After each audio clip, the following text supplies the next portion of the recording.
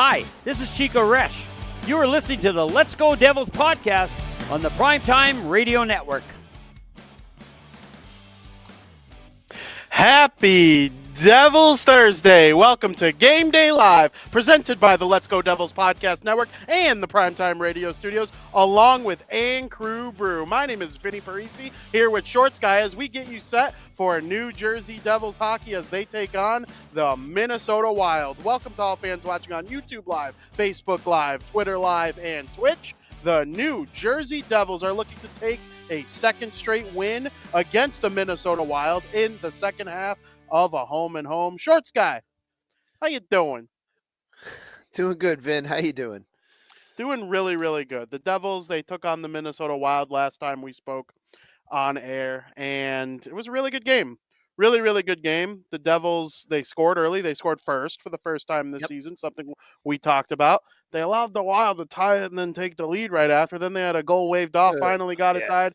They ended up winning the game. It was a whirlwind, but what was your overall takeaway from the game? It was good to finally score first, so I was happy with that. I was really hoping for a tighter defensive game, but we didn't see that yet. So that's still hopefully coming. And it was good to see them come back, after giving up that lead, come back, take the win, especially against a very strong future Hall of Fame goalie in Marc-Andre Fleury. But we're still having some lapses in the middle of a game. I'd still like to see a complete 60-minute game, and maybe tonight will be the night. That would be great. I agree. I was waiting for the game where Jack Hughes ended his point streak. I knew you knew it was coming. 18 points in 7 games or whatever. Like McDavid doesn't have a point in all 82 games. Gretzky didn't have a point in all 82 games. I think the most Gretzky went in a row was like 50 something, which still freaking crazy. Still damn good. People went crazy. People went crazy when Patty Kane went like 24 straight. He broke like the American record, and people were like, "Oh, going crazy over it." So like Jack Hughes doing what he's doing, it's outstanding. The Devils won a game that Jack Hughes had 0 points. That is the result I was looking for. I'm sure you the same. Yeah, and I'm just I should have had this prepared, but it's we got Jesper Bratt scored, we had Toffoli scored, Holla scored, Bratt scored. So it's like we were getting that secondary scoring, which we've talked about before, having such a deep team. And on those games that Jack doesn't figure into the scoring, someone's got to pick it up. Bratt earning that $63 million total contract, and then Eric Holla, popping in a goal. On a game that one of his biggest fans couldn't score, and that's Jack Hughes. We know that Jack Hughes loves Holla, and Holla loves playing with Jack. So it was good to see him score. And the Devils got some of that, secondary scoring, but Tyler Toffoli continuing his scoring streak. I don't know if I want to say scoring streak, but just continuing to be one of the hottest players in the Devils team. Like Tyler Toffoli is now looking like one of the best signings of the summer for this team. Absolutely. Tyler Toffoli, first star of the week for last week. Jack Hughes, first star of the month. So the firepower is certainly going strong with the New Jersey Devils. Like you said, we'd like to see a little bit of a defensive effort. Speaking of defense, what have you seen from Mr. Luke Hughes, who had 2 points in the most recent game? Well, he's factoring into the score sheet a lot. So we're looking at a very offensive defenseman, kind of bringing back a little bit of that Scott Niedermayer type feel. Where you got the defenseman that's got that scoring touch. It seems to be he's still learning his ways. On the defensive side of the game in the NHL, this is a big step up from playing college last year. But we saw him step in the playoffs and early at the late at the end of last season. So I want to say he's progressing well, and I think he will continue to progress well. We're seeing the makings of a stud defenseman. I want to say for this team and for the league too. Absolutely. I watch what Brother Quinn is doing in Vancouver. I really probably have watched Vancouver like a top 5 most of any team so far. And Quinn and Luke are a little bit different. I think they both skate like the wind. Like, it's just pretty the way they skate. Like, I think of a guy like Nathan McKinnon. All three Hughes brothers are awesome skaters. They're awesome skaters. And it's like the way you watch, it's like the eye test. Like, they're all fast, but there are lots of players that are fast that don't skate pretty. I think Nathan McKinnon, fine example. He gallops. It looks like he's really chugging out there when he's going as fast as he does. McDavid's an example of a guy who's just fast as all heck, and Hmm. it looks effortless. Jack Hughes, Luke Hughes, it's kind of looking that way.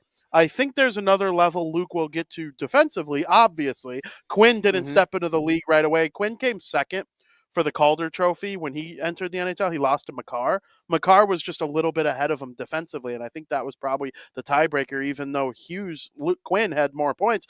I wouldn't shock me if we feel the same way about Luke by the end of this year. 60 points, 50 points, whatever the case may be. And we're like, okay, he's got to work on the other two-way side of his game. He definitely put a lot of effort into that at Michigan in the second year. The points were down, but the better play overall was up Hmm. based on what I watched from him at Michigan in the 2 years that he went there. And it's got the makings of just a decor that, can really turn into something. We expected a drop off, at least at the beginning of the season, when you take out Graves, you take out Severson, some of these veterans, and you Yep. replace them with Kevin Ball and Luke Hughes full time. If you expect this team to just be a defensive stalwart right at the start of the season. It's one of those things. I'm not really worried. I know they're going to have to win a couple games here, 4-3 or 5-4. That's just going to be the first half of the season. Once you get to the playoffs, you have to be ready for the tight checking kind of games, and maybe that is what keeps the Devils from winning the Stanley Cup this season, as opposed to winning down the line. But it's a developmental year that we also expect them to be good. I like what I'm seeing. Yes, yes, so do I. I mean, I think one of the best positives here is he's got a natural coach on his side, and I guarantee that's Quinn. And he can go to Quinn for advice. Where different conferences, obviously from Vancouver, we see them once, twice a year, depending on the season. I wouldn't be surprised if he's kind of leaning on Quinn for a little bit of advice of how to do it as a defenseman. Obviously, he has Jack just for overall how to break into the league as a young, potential star. But he can go to his other brother Quinn and say, "Hey, man, what did you do to build your defensive game?" So he's got two ready-made. The words escape me right now. Not advisor, but just people he can Mentors. go to. Mentors. Yeah, there you go. That's a better word. Thank you. He's got two ready-made mentors that he can go to. That it seems like the Hughes brothers are real tight to begin with. So that just kind of becomes the next natural thing. So I'm happy about that. Plus I want to say the Devils are definitely going to be trying to build up this young D core. Let's not forget Nemec is still down the AHL, and he will factor in eventually as well. And think about it, Luke, Nemec, and Ball as a potential top three defensemen for this Devils team for the next, I don't know, who knows how many years if they pan out the way they're all supposed to pan out. Plus Dougie Hamilton for another 5, 6, I forget what the length that contract is. That's a pretty darn good top defensive core. Not even mentioning John Marino. Who's also in the top of the Devils defensive ranks too. It's like, man, we're going to be good. We just got to get through these growing pains of these young defensemen. You've got to do it eventually. So why not now? You're relying on them. You're not, by giving them the reins right now, they don't it, they don't have to worry about being benched for not playing well, but they also may not have that little bit of extra worry behind them, like, oh, if I screw up, I'm going to be sitting. But then again, it seems like no one's going to be sitting very often, because you look at someone like Brendan Smith, who is a human mistake machine out there sometimes, and he still is in the lineup every single night. Yeah, absolutely. It's been kind of tough to see that, but I think of Dougie Hamilton.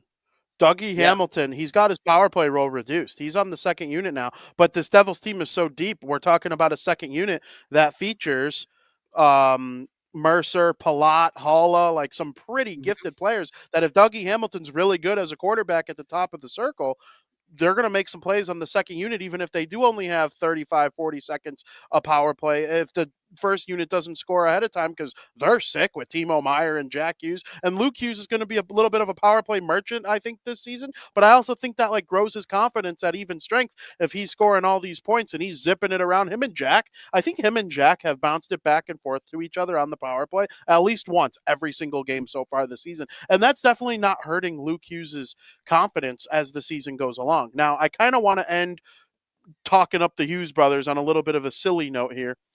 Okay. Quinn leads all defensemen in points.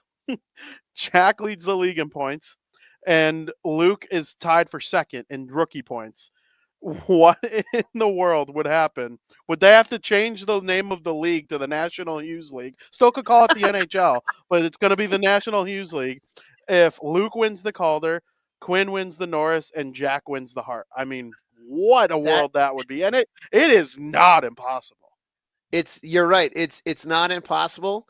We're gonna have to go back to when the Sutter brothers played, or I don't think any of the Stahl brothers won a bevy of awards like that in one season. But man, wouldn't that be great? That would be fantastic. And props to Mr. and Mrs. Hughes for raising three stellar NHL players that could potentially be sweeping the awards. And let's hope that this also means that there's a Stanley Cup there with two Hughes brothers names on it, and there's maybe a potential Conn Smythe with the Hughes last name on it. It's it would be a great end to a season for us Devils fans to see all those Hughes brothers winning awards and our two winning more awards, the big one that we really want at the end. Yes, absolutely. Now, and we're not a Vancouver Canucks show, but best start in terms of wins and points since the 05-06 season for Vancouver. So a lot of Devils fans probably rooting on Quinn just because if he's playing well and producing, it's the brothers, they all want to compete. Jack, he goes home and he said, I was number one. And Luke, we can't say anything to him, but he could look at Quinn and go, well, I was number 4. Where were you drafted? They're competitive. I think they bring out the best in each other, and I love watching it. So on to the game tonight. A big rival of Quinn Hughes' Vancouver Canucks is the Minnesota Wild. They used to be in the division together. What are you expecting with the Devils seeing them for the second time in a week? Hopefully a little bit more familiarity with them. We were talking earlier before the show that I think you said it's Gustafsson starting for them tonight. So we're going to be seeing a different goalie. And we're probably going with Vanacek again in net, who played, I thought, a really darn good game. For the Devils, he made some pretty key saves. I mean, his first save of the night was a pass from the right to his glove side with Kaprizov right there, and that was his first big stop of the game. There was, I think, one point when the Devils had that power play, the back to back penalty kills, not power play. He was the reason why the Devils were in that game still after the back to back kills. And he played very well, so I'm hoping for another really good game out of him. But there's some familiarity on the Wild side too, is what they're looking at with Vanacek.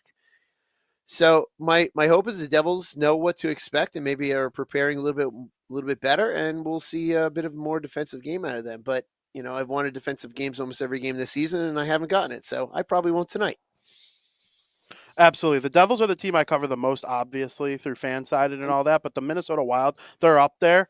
And so my Twitter account is loaded with Minnesota Wild information on a regular basis. Their great writer for NHL.com, Jesse Pierce, tweeted the lines.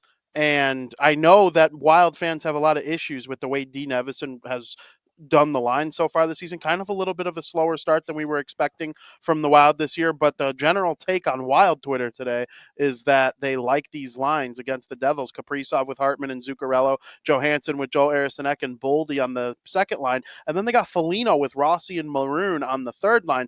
That's as good of a top 9 as the Wild have had in a really, really long time. And so I think with the lines the way they are today, the Devils are going to have to kind of just go play a smart road game, and hopefully the defenders, they, like you called Brendan Smith, a human mistake machine. That cannot be the case tonight with lines like this coming at you. But it might be one of those things like, hey, Vanacek, that save you made against the Wild last time, probably your best save of the season, or at least most important save of the season so far, based on game circumstance and trying to kind of break away from being even close to 500. Like, you're trying to get way over 500 now. And you got the Wild, the Blues, and the Blackhawks as your next 3 games. Like 3 teams the Devils should be beating this season. You could kind of break away and assert yourself as an elite team. Huge game for Vanacek tonight. I'm happy to see that he's in the net. I'm sure you and many other people, you worry about the way they defend and the way the goaltending is, but they're winning games. Like, does that mean anything at this point? It does. You don't want to get into those bad defensive habits because come playoff time, everything tightens up, and you want to have that good defensive play ready to go for the playoffs. And it's only November 2nd today, so playoffs seem like a real far away thing right now. I mean, we're not even guaranteed to be there, but come late March, early April into May, you really need to have all these defensive issues tightened up because that you're going to get into those 1-1 games that go into overtime, double overtime, triple overtime, and you got to be able to hold that fort down in front. So we eventually do have to tighten up this defense, and Vanacek, because Vanacek can't do it all.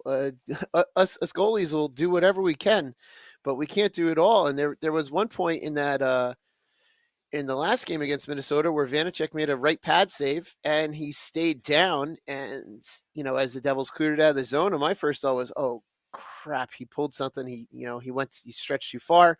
He was just exhausted, which is also not good because that's when you're going to injure yourself too when you're exhausted like that.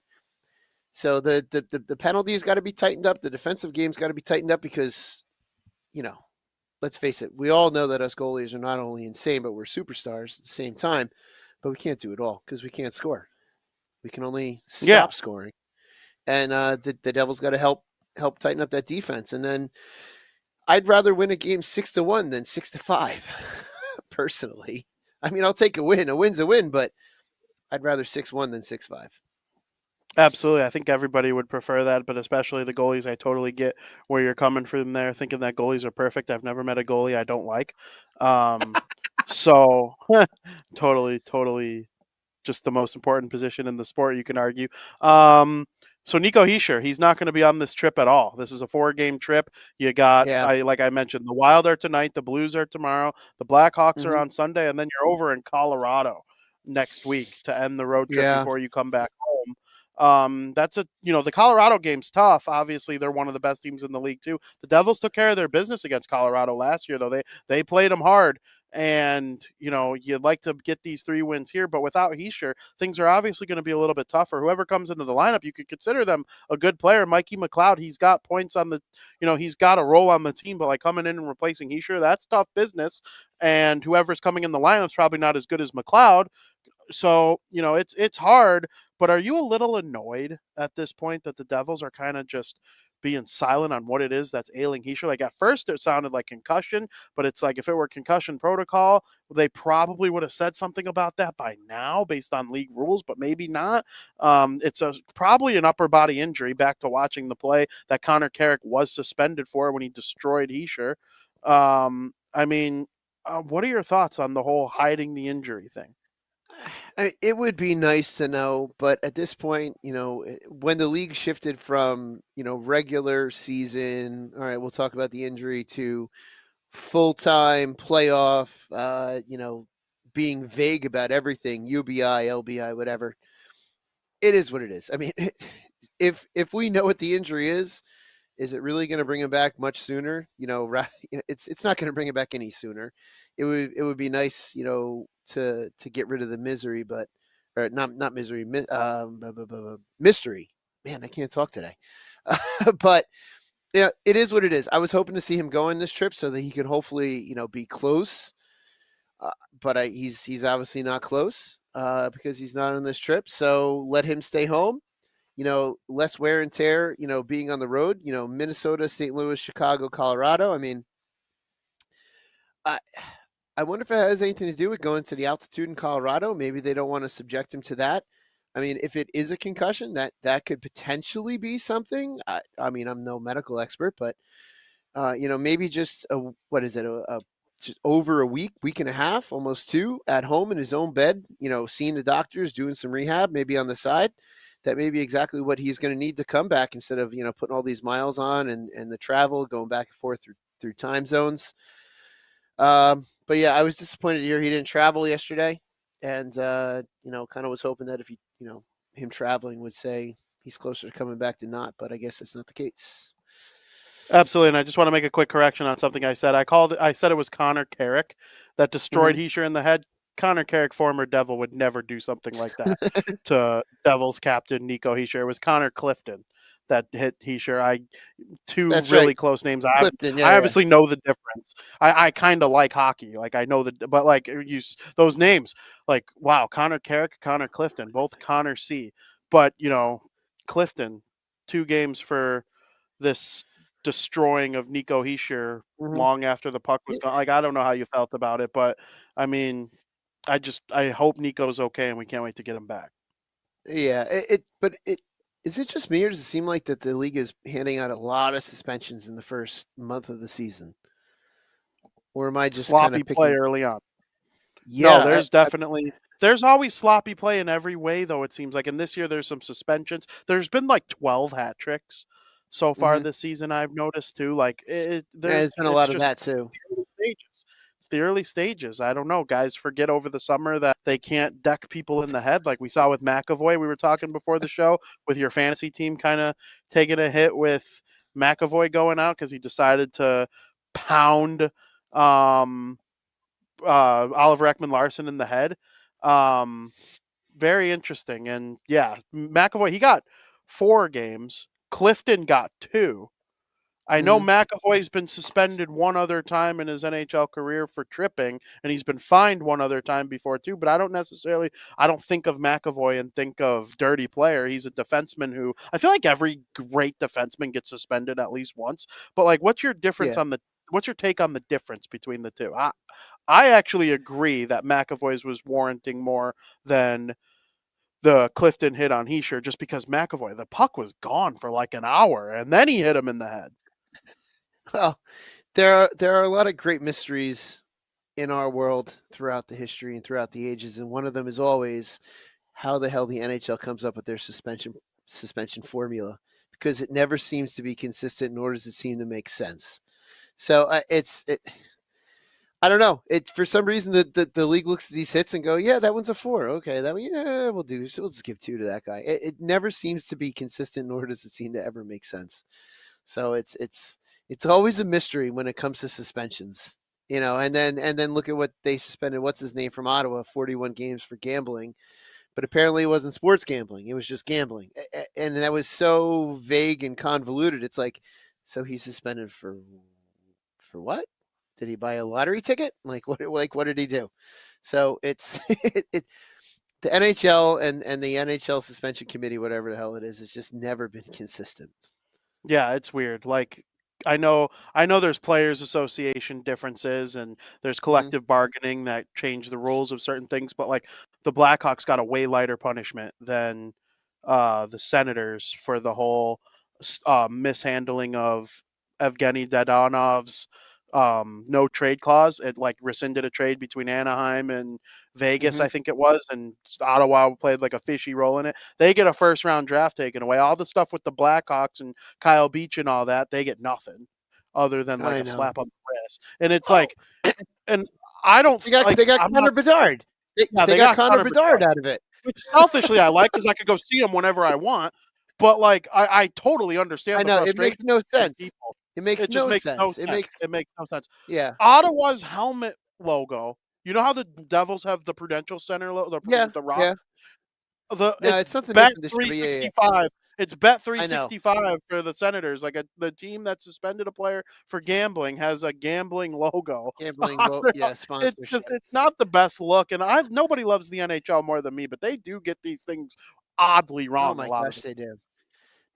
They really do, and they're always a head scratcher. It's like, how'd you come up with that one? Like, how did you guys just drink a bunch of beer and be like, all right, this is what we're gonna do? Um, it's I don't get it. I just don't get it.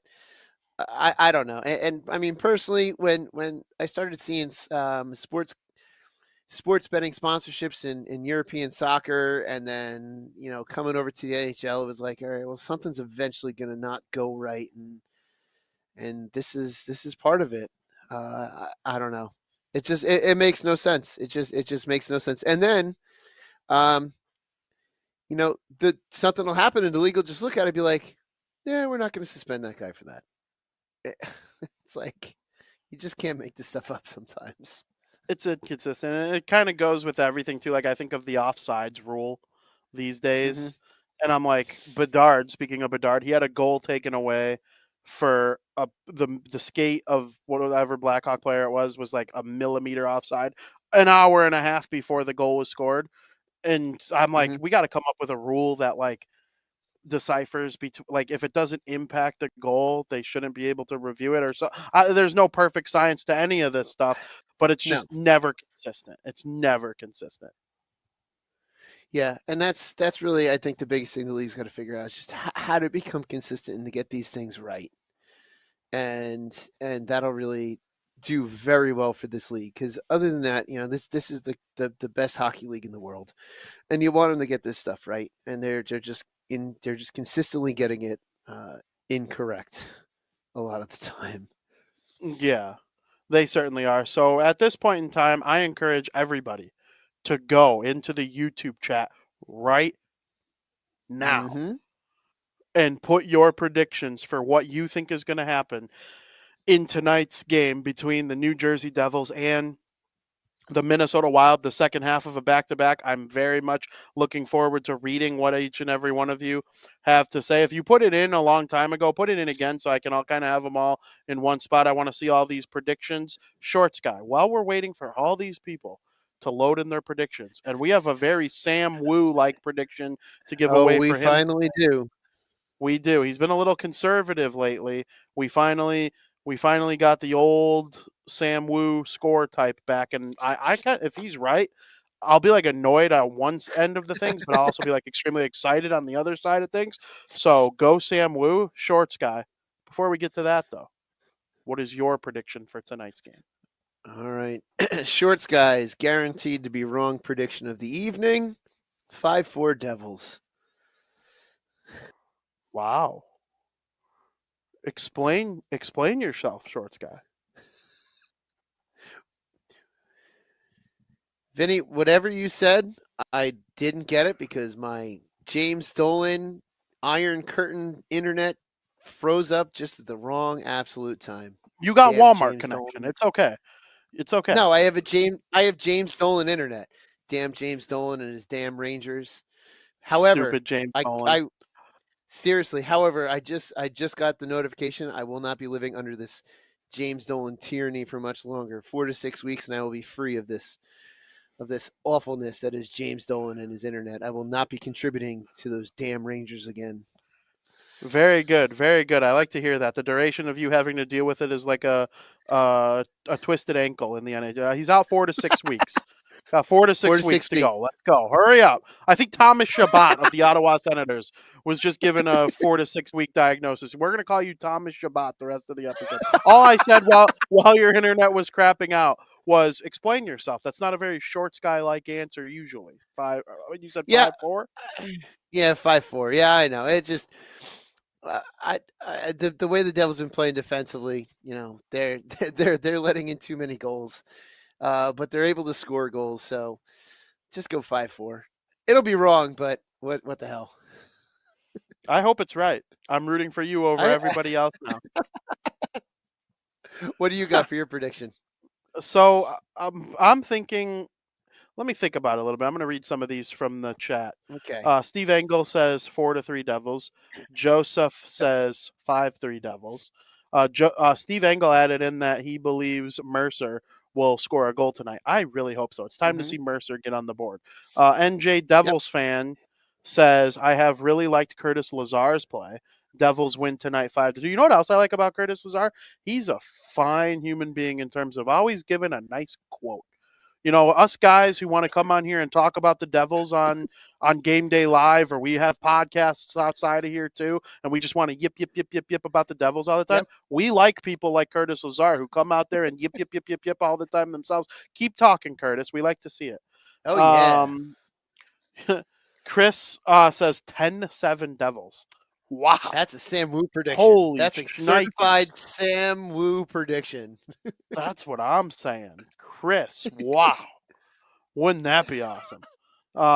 Ramona Rice says 3-2 Devils. And then Beach says same score as last game. Mini. He's picking the Wild. And he said Wow. split because it's rigged. Let's go Devils. Um, I have never in my life. I understand people that think baseball's rigged, and I don't agree with Mhm. it. But I understand people that think baseball's rigged, and I understand people that think football can be rigged. I don't Yeah. agree with it because I think if they rigged baseball, the Yankees or the Mets would not have gone the entire 2010s without a World Series championship. Chicago would not be the worst baseball city of all time, and the World Series would not have been between the Arizona Diamondbacks and the Texas Rangers. Okay, Tom Brady would have not left New England to go to Tampa Bay. Okay, the Leafs would not be on a 70-year Stanley Cup drought if hockey were rigged. They just wouldn't. The league would make so much money if the Toronto Maple Oh Leafs my won the gosh. Stanley Cup. They would Oh my make gosh, they would. the revenue share if the Leafs won the Stanley Cup would be through the roof. Montreal's been Yeah, dog poop. They had one COVID run to the cup, and they got smoked and by that's it. Tampa Bay. And that's it. They, I don't know. I that's how I feel about it. So, Steve Engel already gave his prediction. Okay, my prediction time. I'm not going to pick the Wild. I only pick the other team when the Devils stink.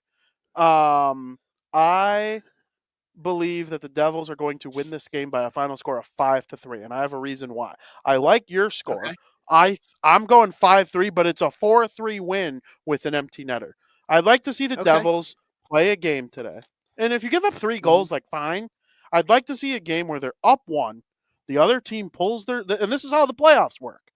You're up 1, you deal with some offensive zone pressure from the other team trying to tie it. You take the puck from them and you put it into the empty net. That to me is my favorite way to put a bow on a nice little win. I hope the Devils Yeah, are able to yeah. do that tonight. Well, we'll see. We'll see. And I hope that I don't care if your prediction or my prediction's right. I just hope the Devils win. Yeah, the only person whose prediction we hope is wrong is Beach, who picked the Wild to win. Like, come on, Yes. That's dude. the only one. Like, come on, dude. We want the Devils to win here. I can't thank However, everybody enough. however, however, real quick before we go, this does show that even when our fans decide to predict against the Devils, we do read those score lines too. So it's not like we're just predicting. We're not just reading Devils score lines or pro Devils score lines. Yes, absolutely. If you put it in the chat, I read it. I respect everyone's opinion. Mhm. You know, I welcome criticism. I welcome hot takes. I'm over here spitting hot takes all the time. I'm trying to think of my worst take. I got in an argument with a buddy one time. Like it kind of got a little heated. Like not like I was mad at him or anything, but like we were getting Mhm. like kind of loud. I thought that the Columbus Blue Jackets were fools for drafting Pierre-Luc Dubois over Jesse Puljujarvi. Pierre-Luc Mhm. Dubois just signed an 8-sheet a year deal with the Los Angeles Kings. He's one of the top 30 centers in the NHL, and Jesse Puljujarvi's playing overseas because he sucks and nobody has wanted him since basically 2 years ago. So horrible Yeah. take by me. Sometimes you just got to wear Horrible. your bad takes. You know, you know what though? It's partially not a horrible take because there seems to be an issue with Dubois because he's never happy where he plays for more than 2 seasons.